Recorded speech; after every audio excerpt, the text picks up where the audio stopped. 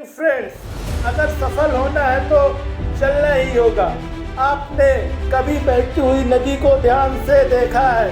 बड़ी तेजी के साथ अपने ऑर्किड पॉइंट से बहना शुरू करती है और शुरुआत से ही उसका लक्ष्य अपनी मंजिल को प्राप्त करना होता है।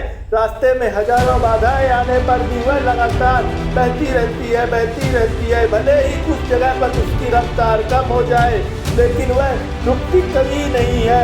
अपनी सुरीली आवाज के साथ बहती हुई नदी अपने मंजिल की ओर लगातार बढ़ती रहती है और कैसे भी हो अपना लक्ष्य प्राप्त करके ही रहती है। सोचो, यदि नदी बीच में बहना छोड़ दे तो क्या होगा?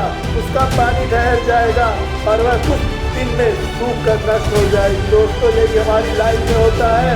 यदि सफल होने के लिए आप कोई लक्ष्य तय करते हैं तो आप उस लक्ष्य तक पहुंचने की पहली शर्त यह है, आपको लगातार अपने लक्ष्य की ओर बढ़ते रहना है। यदि कहीं रुके तो असफलता निश्चित है। अपने मनपसंद लक्ष्य तक पहुंचना आसान कार्य नहीं है दोस्तों। यदि आसान होता तो आज दुनिया की मैक्सिमम आबादी सफल होती। सफलता के रास्ते में बहुत सी बाधाएं मुंह फैलाए खड़ी मिलेगी। यह बाधाएं हमें रोकने की पूरी कोशिश करेगी दोस्तों, और इन बाधाओं को देखकर ऐसा लगेगा जैसे इनका और हमारा सातों जन्मों का नाता हो।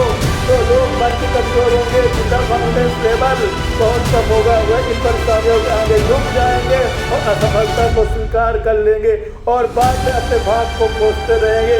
लेकिन आप जैसे वीर लोग इन परेशानियों का सीना तान कर सामना करते हैं। भले ही टारगेट तक पहुंचने में स्पीड कुछ कम करनी ही क्यों ना पड़ जाए, लेकिन रुकते कभी नहीं है। उन्हें अपनी मंजिल तक पहुंचने से कोई रोक नहीं सकता। ध्यान रखिए, लक्ष्य तक पहुंचने के लिए लगातार चलते रहना सफलता की पहली सीढ़ी है। समय